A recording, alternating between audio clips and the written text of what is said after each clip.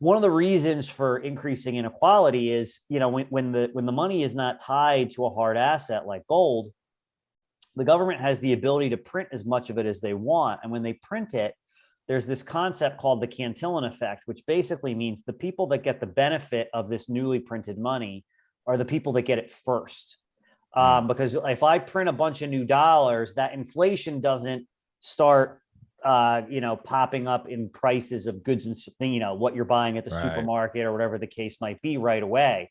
The economy, the money, that newly printed money has to actually make it out into the economy for that to start happening. Makes So the sense. people that get handed that newly printed money first, they get the advantage of having all this new money, but still being able to buy stuff at the old prices, right? Being able to Shit. snap up assets at the old prices. Damn. So, and the people that get newly printed money first are by definition big banks and the largest clients of the big banks that are the ones that get it next in line after them. So it's a major Yeah. driver of economic inequality is the fiat system. And it also creates a thing where if you just want to be, there was a time not that long ago, mid 20th century, where, I mean, if you were just a regular person working a regular job, you could save and retire without like having to learn how to like play the stock market, right? It's very weird that we expect like just regular people to know how to invest. Like that's odd when you really take time to think about it. It doesn't really make much sense because that's not what their job is. Like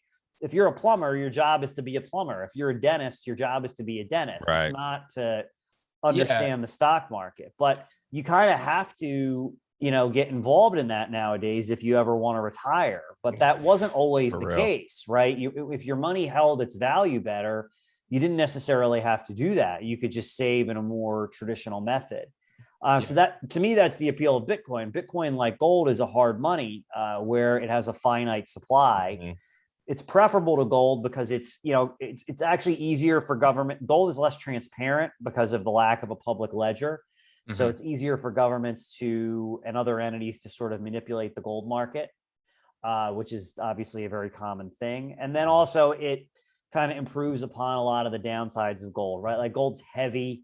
So it's tough to make payments on gold because it's heavy. It's not Yeah. easily divisible. Like if you can't really buy a cup of coffee in gold, like what are you going to shave like a tiny little, Yeah. thing off there? Like Like it would be, like garlic and Goodfellas. Like yeah, yeah. exactly. Like it's not really practical, but a Bitcoin is infinitely divisible, right? As many decimal places as you can imagine.